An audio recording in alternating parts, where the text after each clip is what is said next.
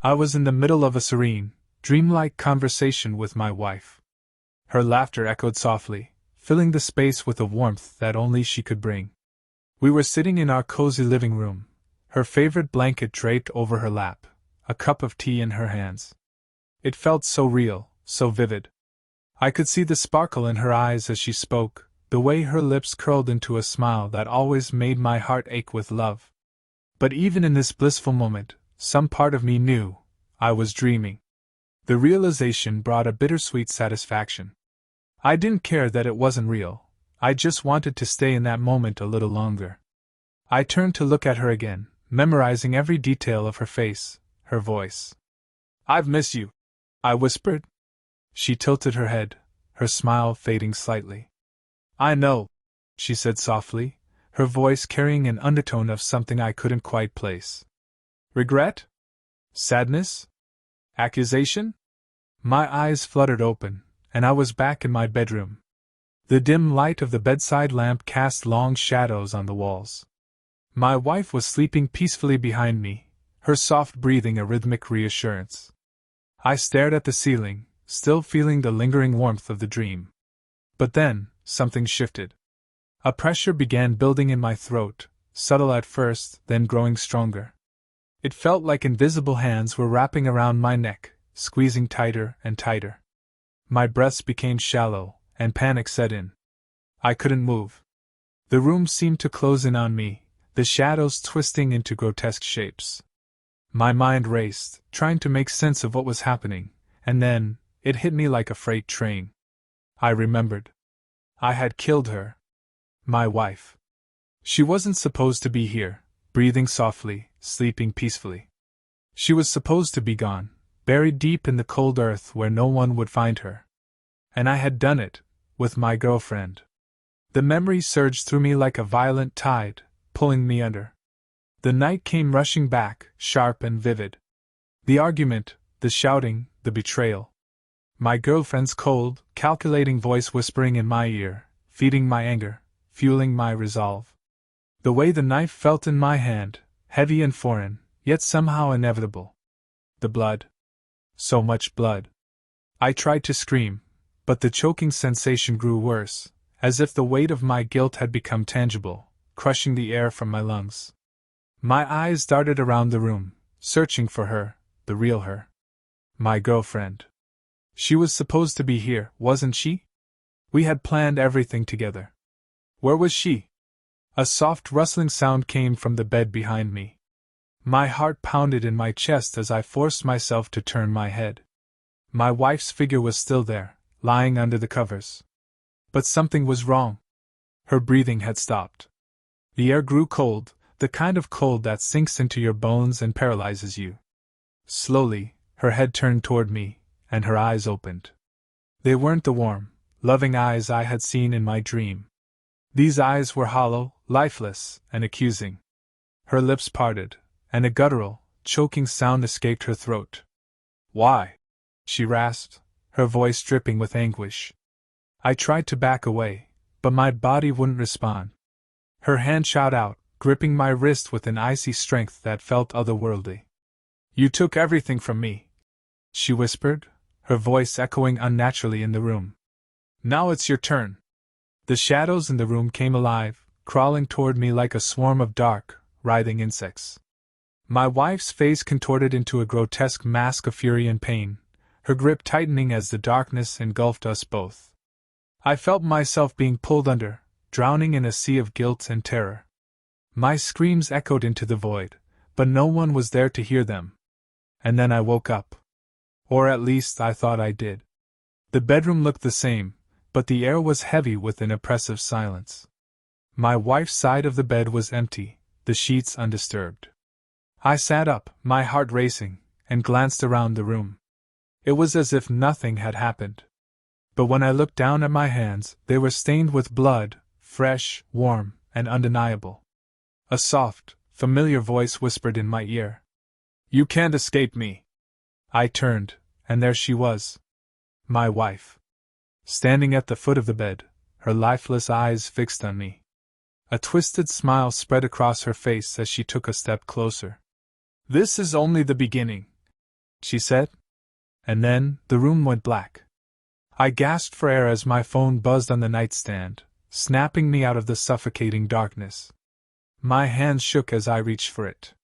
The screen lit up with a notification, a message from Stacy, my girlfriend. My heart raced as I opened it. It was a photo. Stacy, hanging from a ceiling fan, her lifeless body swaying gently. The image was grotesque, her face twisted in agony, and my stomach churned. I felt bile rising in my throat, and panic set in. Desperately, I dialed her number and hit the video call button. My fingers fumbled, and my breath came in shallow gasps as I waited for her to pick up.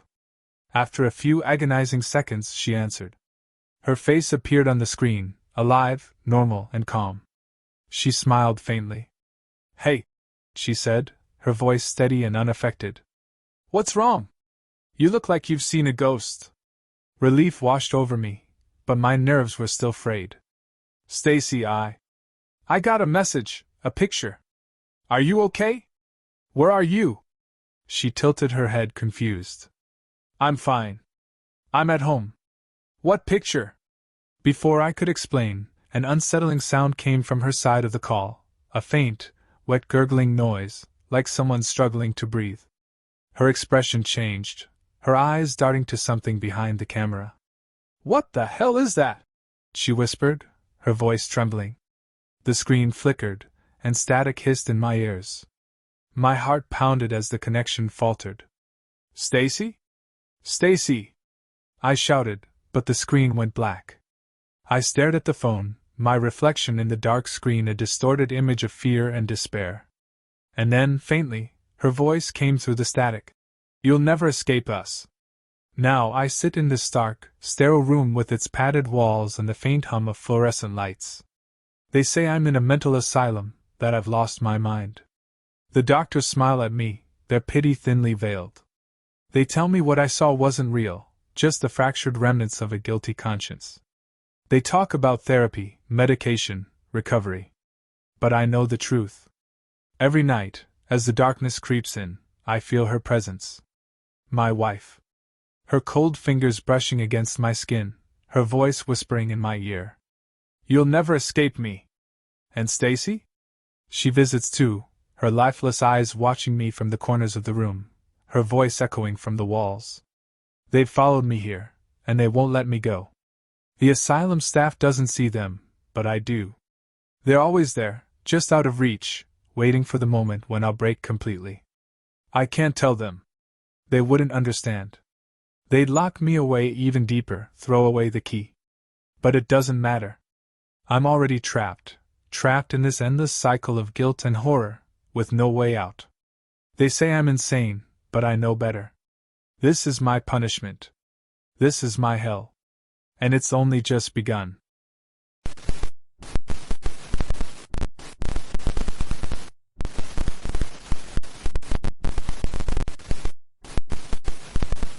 It started with an offhand comment my wife made one evening. She swirled a glass of wine, the dim glow of the chandelier casting flickering shadows across her face. You know, she murmured, her lips curling into a sly smile. Sin tastes bittersweet. Like this. She tipped the glass to her lips, her gaze locked with mine. I laughed it off at the time, but the comment lingered in the back of my mind, like the faint hum of a refrigerator you only notice when everything else falls silent. I should have known better than to dismiss it. We'd been married for 6 years, and until recently, life had been routine. Emily, my wife, was steady, pragmatic, the kind of person who always had a plan. But in the last few months, something about her had shifted. She started coming home later, smelling faintly of something metallic and sharp. When I asked, she brushed me off with vague excuses about work. Then there was her appetite. Emily had never been a big eater, but suddenly, she was ravenous, devouring rare steaks with a fervor that bordered on unsettling. One night, I caught her standing in the kitchen, slicing into a raw slab of meat with a strange kind of reverence. She didn't notice me at first, and when she did, her smile was more unsettling than reassuring. I was just curious, she said, licking a streak of blood from her finger. You'd be surprised how good it tastes. I didn't know how to respond, so I didn't. But the unease began to grow. The first nightmare came a week later. I dreamt I was in our bedroom, but it was wrong. The air was thick, stifling, and Emily was sitting at the edge of the bed, her back to me. She was eating something, and the sound of her chewing was grotesque, wet and loud. I stepped closer, and she turned to face me. Her mouth was smeared with blood, her teeth sharper than they had any right to be. "Sin tastes bittersweet," she said, her voice distorted, echoing. I woke up drenched in sweat, my heart pounding. Emily was lying beside me, sleeping soundly, but I couldn't shake the image from my mind. The next day, I decided to follow her. It felt like an invasion of privacy, but my gut told me something was wrong. She left the house at dusk, her movements purposeful. I stayed far enough behind to avoid detection, my pulse hammering in my ears. She led me to an abandoned building on the outskirts of town. The windows were shattered, the walls covered in graffiti. I hesitated at the entrance, the air inside reeking of decay and dampness. My stomach churned, but I pushed forward. I found her in the basement. She was standing in a circle of candles, her face illuminated by the flickering flames. She wasn't alone. A man was kneeling before her, his hands bound, his face streaked with tears. "Please," he begged, his voice barely above a whisper. Emily smiled, that same unsettling smile I'd seen in the kitchen. She reached out, stroking his cheek with a tenderness that made my skin crawl. "Sin tastes bittersweet," she said, her voice soft. Then, with a swift motion, she plunged a blade into his chest. I stumbled back, my foot catching on a piece of debris. The noise echoed through the room, and Emily's head snapped up. Our eyes met, and for a moment neither of us moved. "You shouldn't be here," she said, her voice calm, almost amused. She stepped over the man's lifeless body, the knife still dripping in her hand. "Emily, what the hell is going on?" My voice was trembling, barely more than a whisper. She tilted her head, studying me like I was a puzzle she was trying to solve. "You wouldn't understand. Try me," she sighed, wiping the blade on her dress. "There's something liberating about giving in to your desires. No rules, no guilt. Just the pure, unfiltered truth of who you are. You killed someone, Emily. That's not liberation. That's survival," she interrupted. "You'd be surprised what you're capable of when you stop pretending to be better than you are." I didn't recognize her anymore. This wasn't the woman I married. This was something else, something darker. I don't remember how I got out of there. My mind was a blur of terror and disbelief. I ran until my lungs burned, until my legs threatened to give out beneath me. When I finally made it home, I locked every door and window, as if that could keep her out. But she didn't come home that night. Or the next. The police didn't believe me. They found no evidence in the building, no trace of the man or the ritual I'd witnessed. Emily's coworkers claimed she'd been acting normal, and her family insisted she'd always been sweet and loving. Weeks turned into months, and the fear began to fade, replaced by an emptiness I couldn't explain. I tried to move on, but the memories lingered, gnawing at the edges of my sanity. Then, one night, I found a package on my doorstep. Inside was a bottle of wine and a note in Emily's handwriting. "Sin tastes bittersweet. Maybe now you'll understand." The bottle was empty, except for a single drop of red liquid at the bottom. I stared at it, the metallic scent filling my nostrils, and I knew I'd never escape her. I still dream about her. In my dreams, she's always smiling, her teeth sharp, her lips stained red. And every time, she whispers the same words. "Sin tastes bittersweet."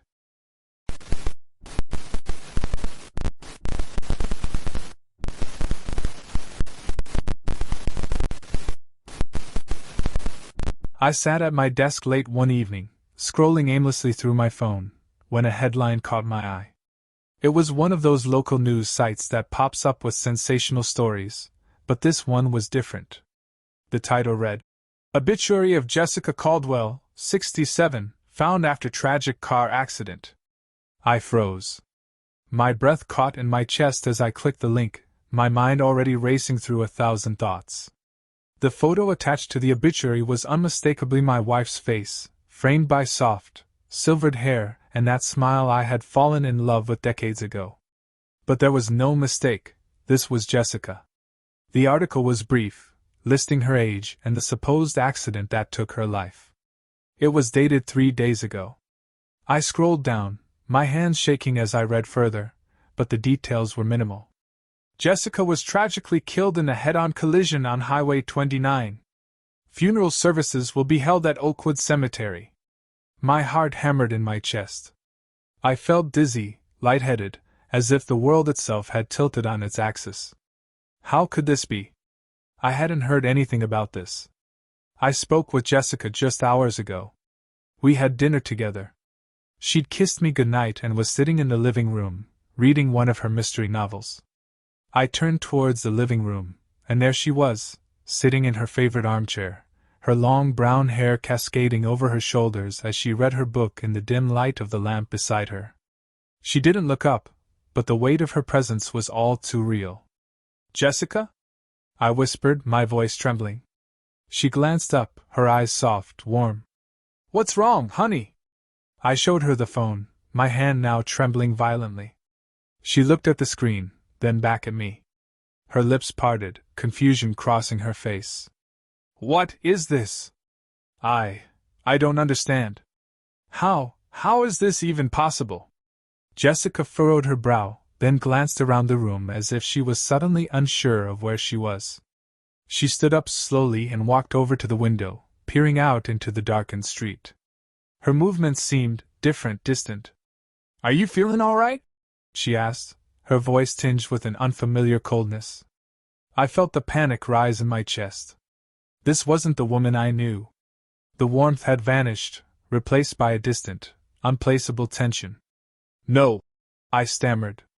This is impossible. I don't get it. How are you here?" She turned to me, her face blank, eyes wide but unfocused. "I'm here, all right. Where else would I be?" I wanted to ask more, but my mind couldn't process the onslaught of questions. I felt like I was suffocating. Had I gone mad? Was I dreaming? I couldn't think straight. "I need to go to the cemetery," I whispered, more to myself than to her. "I need to see for myself. I need to understand." I turned to grab my jacket, but before I could leave, Jessica stopped me. Her hand, cold and stiff, grasped my arm. "You don't need to go anywhere. Let me take care of this. Don't go." Her grip tightened, and for a moment I thought I might pass out from the pressure. I wrenched my arm away and stumbled towards the door, my heart racing, my mind a hurricane of confusion. I didn't stop running until I reached Oakwood Cemetery. The moon was barely visible, casting a dim, eerie light over the gravestones. I approached the plot listed in the obituary, my feet heavy with dread. There, amidst the rows of forgotten souls, was Jessica's headstone. The inscription was simple, just her name and the date. The date was 3 days ago. I reached out to touch the stone, my fingers brushing against the cold granite. A wave of nausea hit me, but before I could collapse, a voice behind me made me freeze. "Did you find what you were looking for?" I spun around, expecting to see a shadow in the distance. But there was nothing there. Then I heard her voice again. Soft. A whisper, as if it were coming from all directions. "I'm right here. I'm always here." I stumbled back, my heart racing. The world seemed to close in on me, suffocating me with a sudden, overwhelming fear. And then, just as quickly as the sensation hit me, it was gone. I looked at my phone one more time. The obituary was still there, still fresh, still real. But as I stood in that cemetery, I couldn't shake the feeling that I was no longer certain of anything.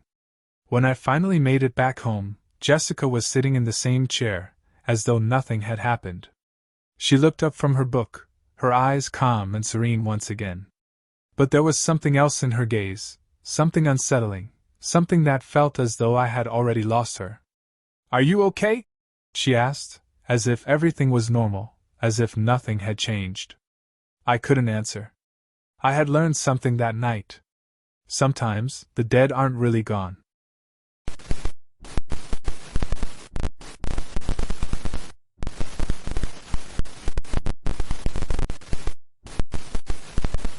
I woke to the chilling silence.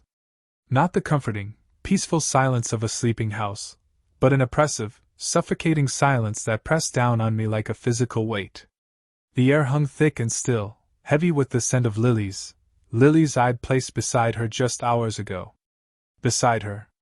The word felt foreign, a label clinging precariously to a being I barely recognized anymore. It had started subtly, a creeping unease that had blossomed into a full-blown, terrifying paranoia. The first clue had been the photographs. Or rather, the lack of them. We'd been married for 5 years, 5 years of laughter, of whispered secrets in the dark, of building a life together. 5 years, and yet, I possessed only a handful of pictures, most blurry and inexplicably lacking in detail. Faces blurred, backgrounds indistinct.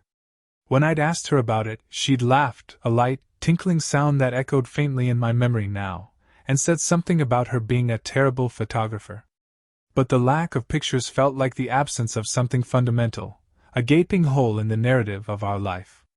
Then came the inconsistencies, the little things that, individually, seemed insignificant, but collectively formed a knot of unease in my stomach. She never met my friends, never wanted to. She knew nothing about my family, aside from the basic details I'd given her. Strangely, she didn't seem to have a family of her own, either.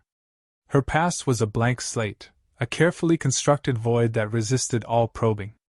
I'd attributed it to privacy, to a past she wished to leave behind, but the longer I dwelled on it, the more the silence gnawed at me.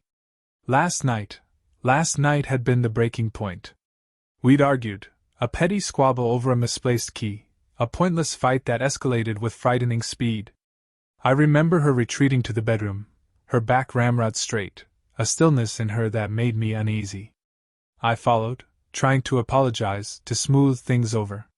But when I reached the bedroom, she was lying on the floor, still and lifeless. A single, crimson stain blooming on her white nightgown. Panic seized me. I called 911, my voice a strangled whisper, my hands trembling uncontrollably. The paramedics arrived, their faces grim as they examined her. They pronounced her dead at the scene, the cause listed as a massive heart attack. But the look in their eyes, the way they exchanged glances, suggested something else entirely. The police investigation was brief. There were no signs of foul play, just the unfortunate event of a sudden death. They seemed almost relieved to close the case, to leave me alone with my grief. But grief felt inadequate, insufficient to describe the horrifying dread that clawed at my insides. Something wasn't right. That's what brought me to the lilies, their perfume a bittersweet reminder of it. Her porcelain skin, the way the moonlight seemed to catch in her perfectly styled dark hair. It felt like a mask, a crafted illusion. There was no warmth in her touch, no real connection. I could barely remember the sound of her laughter. Did she really laugh like that? Or did I invent the sound, a desperate fabrication to fill the gaping void of her being? The doubt gnawed at me, growing into a monstrous certainty. I'd felt it subtly throughout our marriage, a persistent undercurrent of wrongness, a feeling of disconnection that I had stubbornly attributed to my own failings, my own anxieties. Now, staring down at her lifeless form, I felt the full weight of it. It started to rain. A cold, relentless downpour that echoed the storm brewing inside me. I went downstairs, rummaging through our drawers, searching for something, anything, that could prove her existence. Her passport, her driver's license, her birth certificate, all missing. Nothing. Except for a single, unassuming photograph tucked away in the back of a jewelry box. It wasn't of her. It was a picture of me, alone, taken years ago at a family gathering I barely remembered. A faint, almost imperceptible smudge obscured a portion of the image, an almost ghost-like imprint of a woman standing beside me. A woman I didn't recognize. Then I noticed something else, a small, almost invisible scratch on the back of the photo, a microscopic imperfection that revealed a faint, almost illegible inscription. A name. A name that was not hers. Suddenly it all clicked into place. I hadn't killed my wife. She'd never been alive to begin with. The entire relationship, the 5 years of shared moments, the laughter, the arguments, all meticulously crafted, perfectly constructed illusion. I had been living with a phantom, a ghost fashioned from hopes, fears, and desires. A cold sweat slicked my skin. I began to frantically search the house, pulling drawers open, tossing clothes aside, desperately seeking some proof of her existence, some shred of evidence that would shatter this grotesque, nightmarish reality. I found nothing. Not a single bill in her name, no bank statements, no medical records, no tax returns. It was as though she had never existed outside my mind, her presence solely a fabrication of my own psyche. Desperation gave way to a terrifying clarity. I had created her. Piece by piece, detail by detail, I'd built this woman in my mind, filling the void in my life, a manufactured companion to combat the loneliness that had haunted me for so long. And then I had killed her. Killed the ghost I'd conjured from the shadows. The rain continued to fall, a relentless drumming against the window panes. I stared at the lifeless figure lying on the floor, at the stark, unnatural stillness of her features, the waxen pallor of her skin. Was this what it felt like to mourn a delusion? The pain was piercing, sharp and real, the grief heavy and undeniable. The fear was consuming, the realization twisting my soul. I had built this entire life on a lie, a carefully constructed fabrication, and now it had crumbled around me, leaving me alone in the echoing silence of a house that was only ever home to me. The police had left, but the dread remained. I knew that the investigation was closed, but the investigation within myself had just begun. I would spend my remaining days trying to understand the depth of my delusion. I would spend my life in the chilling silence of my guilt and the knowledge that my fabricated reality had come to a horrific, inevitable end. That my wife, the woman I thought I loved, was never real. And that I, in a bizarre and terrifying inversion of reality, had been her unwitting murderer. The silence, deafening now, was the soundtrack to my own self-destruction. The lilies still sat beside her, their scent clinging to the air, a constant, suffocating reminder of the phantom I thought I loved, and the terrifying truth I could no longer escape. I was alone. Utterly and irrevocably alone.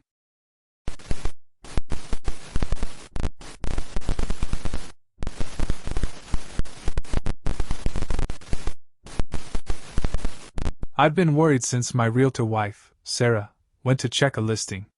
It wasn't just any listing, it was Harrowstone Hall, a sprawling Victorian monstrosity perched precariously on a cliff overlooking the churning gray expanse of the Atlantic. The locals called it the Widowmaker, and for good reason. 3 previous owners had died under mysterious circumstances within its walls. Sarah, ever the professional, dismissed the rumors as folklore, but a nagging unease had settled in my gut ever since she'd left that morning. Sarah, with her infectious laugh and unwavering optimism, was the antithesis of fear. She'd faced down irate clients, navigated treacherous paperwork jungles, and even once charmed a snarling Rottweiler into relinquishing a stolen contract. But this felt different. This felt like something ancient and malevolent had its teeth sunk into the very fabric of that house. Harrowstone Hall had a reputation. Whispers followed it like shadows. Stories of flickering lights, disembodied whispers, and the chilling, persistent sensation of being watched haunted the town. My own grandfather, a lifelong resident, had warned me against ever going near the place, describing it as a festering wound on the land, a blight that drew in misfortune. I dismissed his words as the ramblings of an old man clinging to superstition, but now, with Sarah swallowed by its oppressive walls, doubt clawed at me. It was already late afternoon when the uneasy feeling blossomed into full-blown terror. Sarah hadn't called. Her phone went straight to voicemail. The more time that trickled by, the more irrational my fears became. What if she'd found something in the house? What if the rumors weren't rumors at all? I tried to rationalize it. Traffic jams, dead batteries, a dropped phone. Plausible explanations, I told myself, but my heart hammered a different rhythm, a frantic drumbeat of dread. The sun dipped below the horizon, painting the sky in hues of blood orange and bruised purple, mirroring the turmoil within me. The silence in our empty house was deafening, broken only by the frantic tick-tock of the grandfather clock in the hall, a mocking reminder of the passing time. I couldn't wait any longer. I grabbed my keys, jumped into my truck, and sped towards Harrowstone Hall, the tires spitting gravel on the winding coastal road. The drive was a blur of racing thoughts and growing panic. Each turn of the wheel felt heavier, the darkness outside pressing in, suffocating me. The hall loomed before me, a gothic silhouette against the darkening sky. Its darkened windows were like vacant eyes staring out at me, judging, accusing. The wind howled around the decaying structure, carrying with it a mournful cry that chilled me to the bone. I parked a safe distance away, my hands shaking as I fumbled with the door handle. The air grew colder, the scent of brine and decay heavy in my nostrils. As I approached the house, an unnatural stillness descended, a silence so profound it felt oppressive, as if the very air itself was holding its breath. The front door, a massive oak behemoth, stood slightly ajar. My blood ran cold. Sarah never left doors open. She was meticulous, precise. This was wrong, terribly wrong. Hesitantly, I pushed the door open, the hinges groaning like a dying beast. The interior was shrouded in shadows, the only light sources emanating from the dying embers of a fireplace in the grand hall. The air was thick with the smell of dust, damp earth, and something else, something acrid and metallic. The silence was absolute, broken only by the frantic thumping of my own heart. I called out Sarah's name, my voice trembling, the sound swallowed by the cavernous space. Only silence answered. I moved cautiously through the echoing halls, my flashlight beam cutting through the darkness, revealing peeling wallpaper, cracked plaster, and cobwebs thick as shrouds. Each step felt like walking on eggshells, the floorboards groaning under my weight. It was cold, bone-chillingly cold, despite the fireplace's feeble attempts at warmth. In the parlor, I found a single, overturned chair, a scattering of papers on the floor, and a fallen oil lamp, its broken glass glinting ominously in the weak light. Sarah's briefcase lay open, its contents spilled across the floor. A deep sense of unease flooded me. This wasn't just a broken lamp and a clumsy accident. Then I saw it. A faint trail of blood, dark and sticky, leading down the grand staircase. The color drained from my face. The blood wasn't old. It was fresh, still wet. My heart pounded against my ribs, a frantic drum against the backdrop of the oppressive silence. I followed the trail of blood, each step a descent into a deeper, more terrifying abyss. The air grew heavier, the silence more profound. I could almost feel the weight of unseen eyes upon me, watching, waiting. At the bottom of the stairs, the blood trail ended abruptly in the dimly lit basement. The air down here was thick with the stench of mildew and something else, something sickeningly sweet and metallic. My flashlight beam danced over the walls, revealing shelves lined with dusty jars and strange, archaic tools. And then I saw her. Sarah. Or what was left of her. She was slumped against the wall, her eyes wide open, staring blankly ahead. Her face was pale, almost translucent, her lips a ghastly blue. Her breathing was shallow, ragged. Her clothes were torn, stained with blood. But it wasn't just her blood. There were other marks on her, long, deep scratches that seemed almost, impossibly long and deep. The scratches went beyond human anatomy. Then I saw them. In the shadows, lurking in the corners, their eyes glowing like embers in the dark. They were not human. They were things. Tall, gaunt, their skin like stretched leather, their limbs impossibly long and thin. Their eyes were devoid of any warmth, any semblance of life. They were creatures of nightmare, a grotesque parody of humanity. I stumbled back, my flashlight falling from my trembling hand, plunging me into absolute darkness. I scrambled back up the stairs, my only thought to escape. I didn't look back. I didn't stop running until I reached my truck, my lungs burning, my legs screaming in protest. I drove away as fast as I could, the monstrous image of Sarah and her tormentors seared into my mind. Harrowstone Hall receded into the distance, its dark silhouette disappearing into the night, a monument to horror. I haven't slept since. The nightmares are relentless, vivid recreations of the horrors I witnessed that night. The police found nothing. They dismissed my story as the ravings of a distraught husband. But I know what I saw.